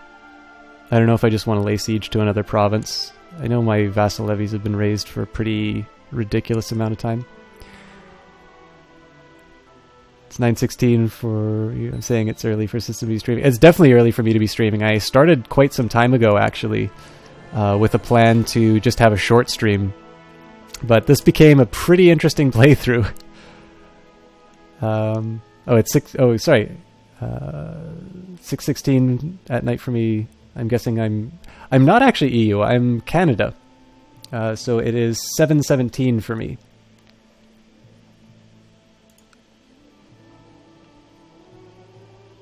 But I did get an early start because I was doing some Dota 2 casts with Peasant earlier today. And I just thought I'd transition into a quick Crusader Kings stream because I had some homework that I wanted to do. Oh, you meant Endors, sorry.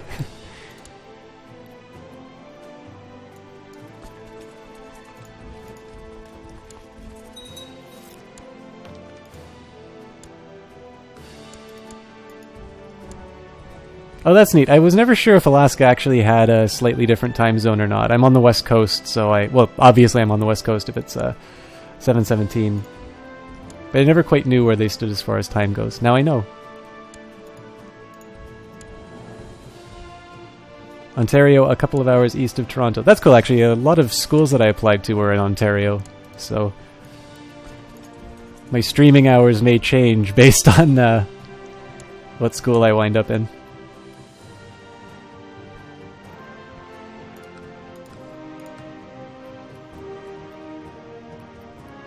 So I've got a bit of a conundrum here, which is I don't want to just go running into the peasant revolts, because they're definitely helping me more than anything, but I still need to get that war score up. So I think I'm just going to take some provinces that are close to... Sorry, counties that are close to my border. Nope. Is this still the stressed grandchild? If so, his piety and prestige have blown up. Yeah, actually, so we should maybe do a quick recap of what's happened. But let's just read this event first. My trusted and devoted chamberlain just brought to my attention that one of the serving maids has given birth to a child. According to him, my son is the father. That's my boy! Lose 10 piety, and he'll gain the trait lustful. Wait, Edulf Eadbild's son. So that is the one who I don't want to have too many kids. Force him to adopt the child to prevent scandal. He'll lose 5 prestige and I'll gain 10 piety. Give him a beating for messing with conferiors and send him to confess his sins. Actually, chaste sounds... Well, no, hang on, because I'm keeping him alive just in case I need to use it. That's my boy! Yeah, so I can't remember... Okay, so here's the way I figured it out. This is... the great-granddad. This is the guy that everybody thought was a total badass and just, you know, set the standard.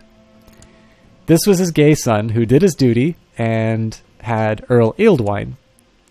Everybody remembers great-granddad, managed to survive under the Vikings, asserted his independence. I believe it was Ealdwine who became a vassal of England in order to expand to Lancaster. It's great-grandpa now.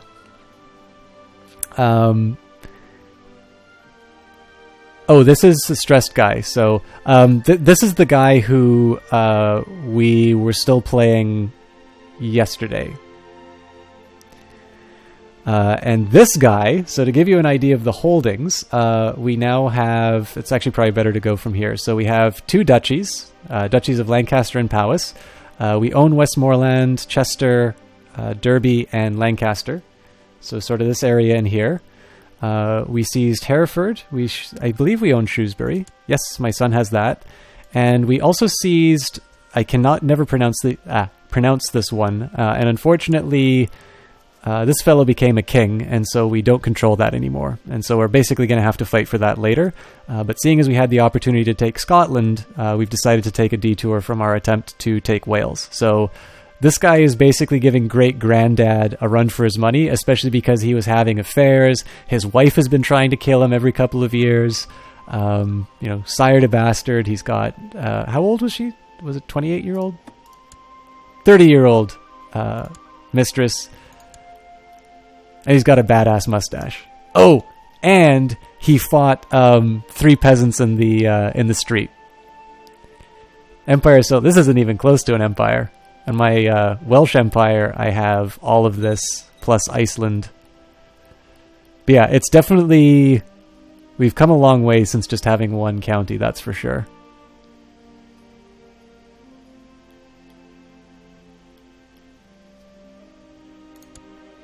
And if anybody who is watching, I know that probably did not give justice to the badassness of... And I don't want to call him Duke Eadbald the Fat anymore. I'm going to call him Duke Eadbald the Lecherous. Yeah, personal empire is much larger than when I saw it last. Absolutely. For those of you who are viewing and feel that I missed out some important details of Duke Eadbald the Lecherous's adventures, please feel free to inform Endors. Alternatively, I'll refer you to the VOD. Drunk street fight. Yeah, I think the drunk street fight was definitely a highlight of his life. Although my personal favorite was when I said, "It's like, oh, the plot to kill him finished. Wait, is my wife dead?" That was another moment I particularly like. Duke Eadbald the PHAT. That's it. I think I like that even more. Okay, so it looks like West Francia is finally called in on this fight. So I'm just going to zoom out a little bit, make sure that the boats don't stack up. But I'm pretty sure we take this. I'm pretty sure we take this kingdom before the French causes problems.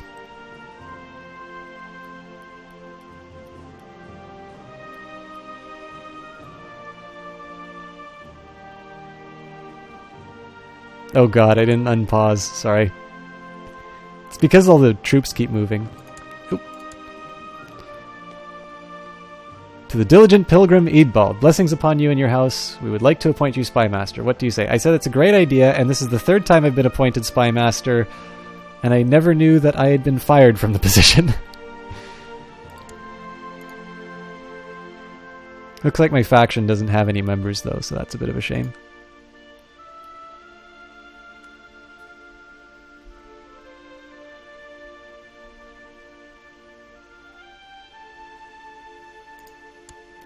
It says I can press this weak claim, but I thought I was pressing the weak claim. Oop, who are these guys? Ah, Vikings. Don't need to worry about them. And I don't see any scary French ships, so I think after I finish this siege, I'm going to go up and mop up this army. I don't know if this is enough to give me a full 7 war score, so I figure it's better to finish off the siege first. You're either a really good employee or they are a dumb employer and you keep getting rehired twice or more. You need to poison the King of England on your way out the door to be honest, King of Scotland. Spymaster is twice as pious as the Pope. Good plan. Speaking of which, we have not done our Pope-o-meter for a while. So the Pope has... Wow, this is one holy Pope. 1497.3, 1590. Eat that, Pope. Let's hear your confession. I don't care if you're chaste. In fact, think about that. Eadbald the Lustful is holier than thou. I want that to sink in. Think about it. I'm looking at you. Have you thought about it? Good. I'm going to continue my war. Am I still under Wessex? Well, under Wessex, it became the Petty Kingdom of Mercia, and then it became the Kingdom of England. So I am a subject of the King of England, which used to be formerly Mercia, formerly... The artist formerly known as Mercia, formerly known as Wessex. Yeah. Best use of holier than thou ever. During his visit to my court, the Chancellor of England, Duke Wolf of Kent, has really convinced me of what a benevolent and peaceful ruler his liege King Leofrith of England is. I feel a new appreciation for King Leofrith of England. Really? I don't get a say in this? Holy crap, the French are here. That seems like something I can abandon the siege for. Especially because they've got enough troops that can be a war score affecting outcome. They also just got off their boats, so it's the weakest I'll ever find them. Probably should have been paying a little bit more attention than talking smack at the Pope.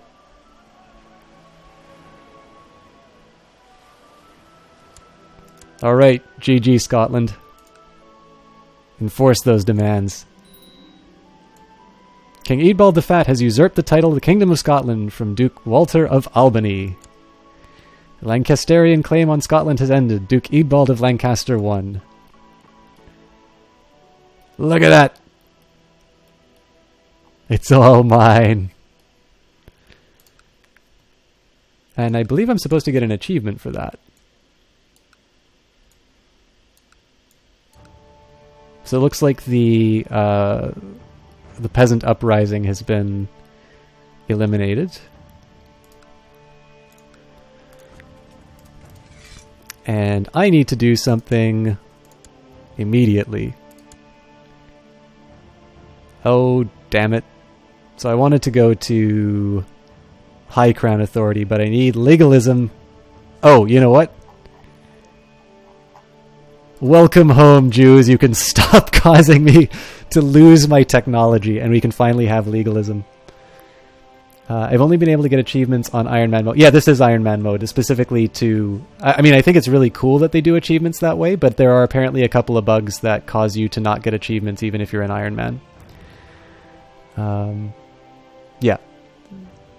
As Frater5 said, it's the only way you can get achievements. It's only been 3 generations. Are you sure? I'm pretty sure this is the 4th generation. Let me just double check that. So, Great Granddad, that's 1. Eadbald the Dutiful was generation 2. Was Eldwine was generation 3. And Eadbald the Lecherous. No, sorry, Eadbald the PHAT, the Fat, is generation 4. Jews have been banned from your realm for some time, but strangely this seems to have had no effect on many of the malaises that they were thought responsible for, such as famines and disease. By now, most Jews seem to have forgiven your offenses, and you've decided to welcome them back with open arms. Mistakes were made! Let's not dwell on them. Well, this guy's Eadbald too, right? And let's face it, we were pretty unfair to that guy originally, and he pushed through. He did his due. There we go. Achievement unlocked. It's good to be the king.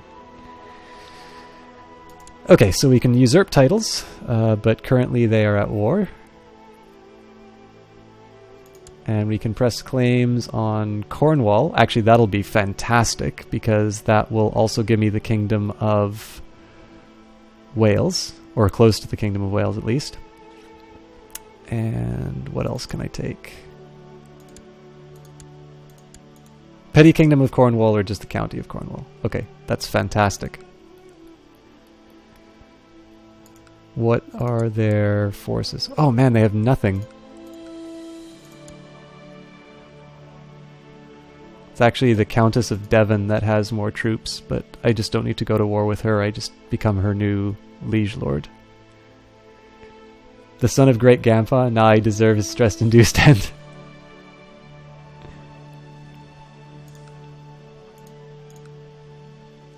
Okay, so let's think about this.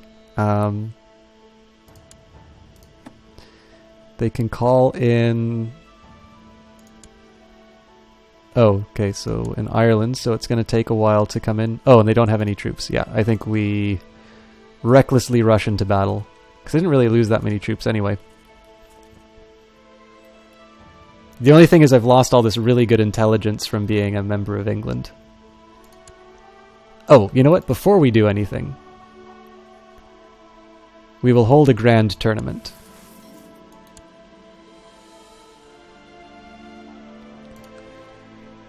Because we need prestige, damn it.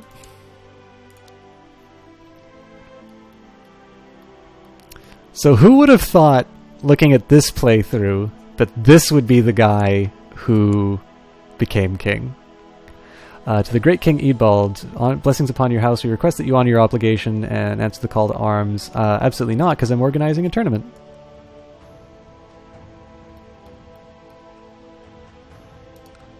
I don't know, we conquered them. I think the Scottish became us.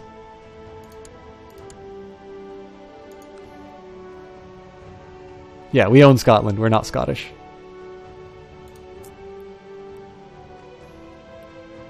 Although there's a bit of an inconvenient land arrangement here with England. It's going to make it kind of tricky if I go to war with them, so I think I have a bit of a priority to claim Cumberland at some point. But I don't necessarily, like, in terms of my army is not that impressive if I compare that with, or not Wessex, but like 11k troops. That's a problem, so... I actually should... Oh, well, I didn't unpause the game anyway. Let's maybe just take stock of where I'm sitting. Okay, let's go to free investiture again, because I'd like to have bishops who do things. Oh, and so it's agnatic seniority.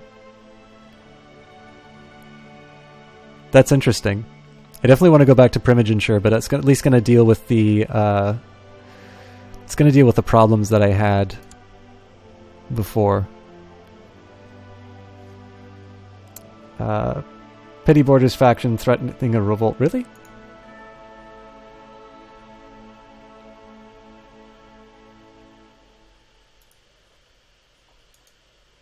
Not so worried about this faction. Can't ransom these prisoners, but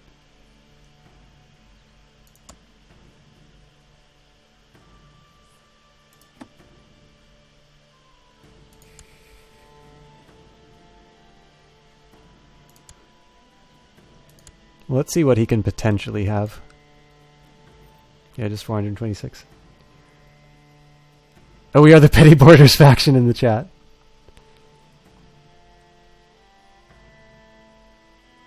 Sorry, in case you haven't noticed, I'm kind of clueless. Okay, I think the first thing I need to do is reorganize my kingdom because there's a lot of people who are mad at me. So let's focus on getting that tax money. I have not handed out a single title in this game yet, so let's just... Oh, it's because I don't have any titles to give out. Let's... Well, I can hold feasts to deal with the minor stuff, so how about I get my Chancellor to go to Gowrie and make the guy whose kingdom I just stole like me again. My personal holdings haven't changed that much, so we'll keep these where they need to be. And let's just nip this in the bud, actually, so... It's probably a bit overkill, but we'll take care of that. And let's find some bishops that don't like me, but don't have impossibly high opinions of the Pope. They all have impossibly high opinions of the Pope. Well, okay. At least he has a moderately workable one. And on top of that, let's also see if we can upgrade some of our castles. I know this one has kind of already been dealt with.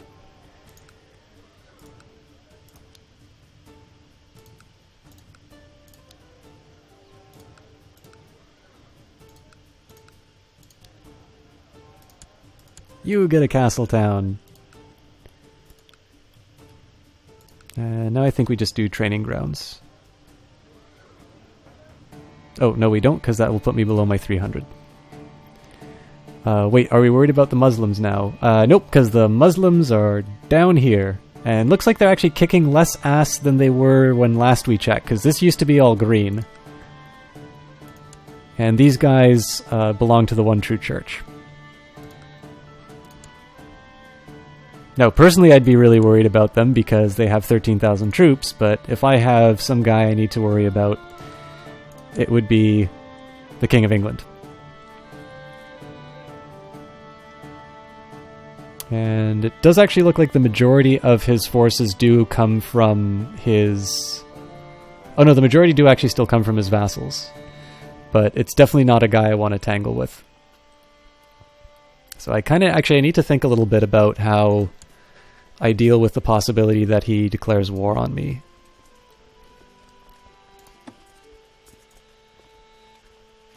I think I'm just going to avoid spending gold for a while. Just very confused now that we're blue. We're blue because we're Scottish.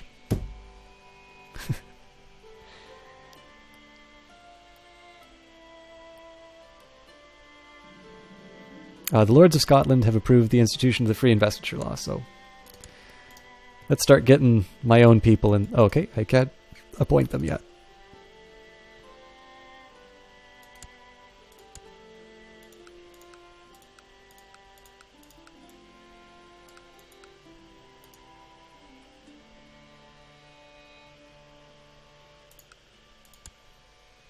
Jorvik is dead, it is now York.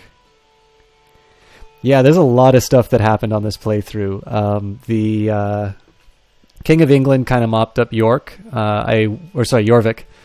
I sort of dealt with some of the remaining Viking areas here. So this is basically a pious Christian part of the world. My original goal was to take over Wales, and I still think that's a pretty good goal. It's time to let the tournament begin, and for the next 2 months, let all show their martial brilliance. This is the time. So if this guy at 68 participates in the tournament and wins a prize, he is my all-time favorite Crusader Kings 2 character. Yeah, we still don't own York. God willed it. My liege, your guest Edgar McConnell has been tragically maimed during the tournament. Most unfortunate. Yeah, sometimes opportunity knocks.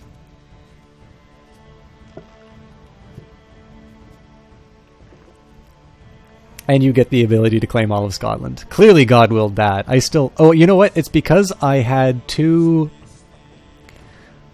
of my very early daughters marry into Scotland. And for whatever reason, they did their duty to the House of Rose and ensured that an enterprising, lecherous man with a mustache could claim it for the glory of the house.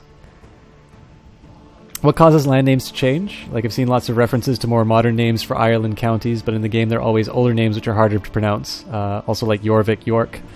Did you fight for independence from England? What happened, and how does that happen? So far as I can tell, the counties have different the counties have names which are appropriate to their particular civilization. So a good example of this would be if you play as the Welsh and conquer England. You tend to see that all of the duchies have weird names. And so I believe that they adopt the language of the culture that owns it. So it's Jorvik when the Vikings have it. So I guess, if I wanted to play a stereotype, Jorvik. Whereas when the English have it, the rightful rulers of the majority of the world, you call it York and sip a cup of tea. So I think it depends entirely on the culture of the current ruler.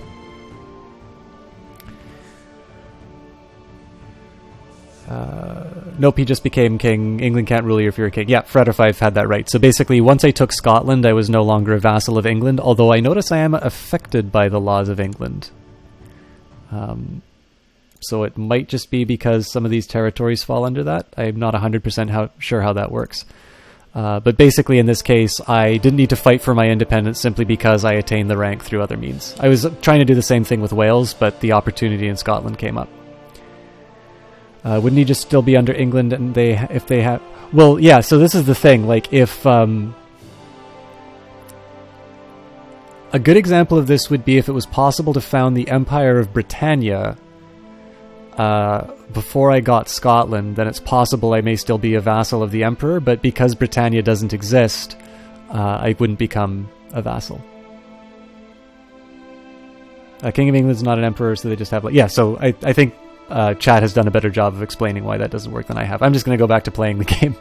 Leopold has been crowned the winner of my grand tournament. He truly deserves it.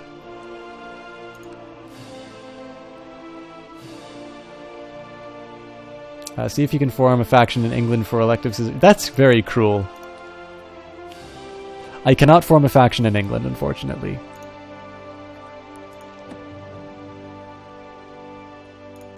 Who is this? Does he like me? He does like me, and his would-be murderer has half an opinion of me, so let's end the plot. Fabricate a claim on the Duchy of Moray. Who currently owns it? Somebody who doesn't like me. And who would be taking it? Somebody who likes me. They can continue with their plot.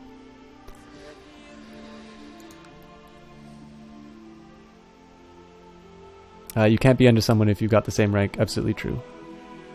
Thanks, common sense. You think the king would be peeved, but I guess that makes sense. Well, yeah, I mean, the king doesn't have... I guess the big thing is that the king doesn't really have a say in how I pursue my... my goals. He may not like the fact that he's losing these territories, but nothing, there's no revolution that's happened. It's just that these are titles that were held by me, and I've now gained another title. And it's a title that happens to give me independence from him.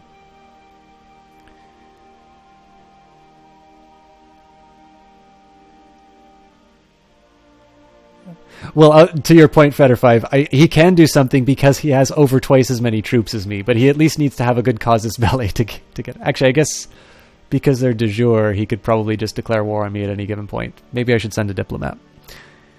I'm not even going to try to pronounce... This